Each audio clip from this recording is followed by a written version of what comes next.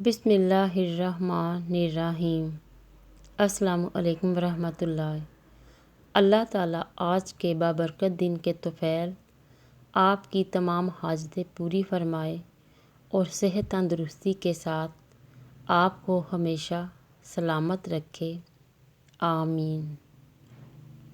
امیدوں کے آگے ٹوٹ جانا اچھا نہیں لگتا، کسی کے آگے ہاتھ پھیلانا اچھا نہیں لگتا، مجھے دینے والوں کی قطار میں ہی رکھنا میرے مالک، تیرے در کے سوا کہیں اور سر جھکانا اچھا نہیں لگتا۔ اپنی میں کو مٹا لیجئے، کبھی کبھی انسان کی میں اس کے راستے کی رکاوٹ بن جاتی ہے۔ اس میں کو مٹا دیجئے، نفس کو اللہ تعالیٰ کے لیے پامال کر دیجئے اور مٹ کر اللہ تعالیٰ کے دین کا کام کیجئے۔ جو اللہ تعالیٰ کے لیے تواضع کو اختیار کرتا ہے، اللہ تعالیٰ اسے عزتیں عطا فرماتے ہیں۔ کسی کے صبر کو اتنا مت آزماؤ کہ وہ صبر کو ختم کرنے کے بعد سب کچھ ختم کر دے۔ تمہاری سب سے بڑی جیت پتہ ہے کیا ہے؟ تم بدلہ نہ لو، معاف کر دو اسے جسے تمہیں سب سے زیادہ تکلیف دی ہو۔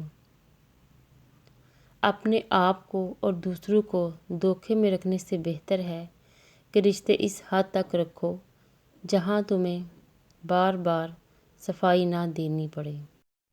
رسول اللہ صلی اللہ علیہ وسلم نے فرمایا، دو بھوکے بھیڑیے جنہیں بکریوں کے ریوڑ میں چھوڑ دیا جائے اتنا نقصان نہیں پہنچائیں گے جتنا نقصان آدمی کے مال اور جان کی ہرس اس کے دین کو پہنچاتی ہے۔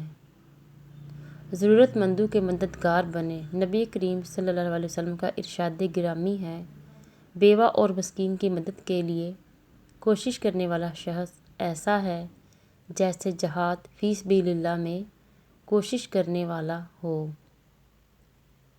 جب کسی کے لیے آپ کا ہونا نہ ہونا برابر ہو تو اس کے اپنے ہونے کا بار بار شدت سے احساس دلاتے رہنا بے معنی ہے۔ رابطے اتنے ہی رکھو جتنے تکلیف نہ دیں۔ اللہ نگہبان۔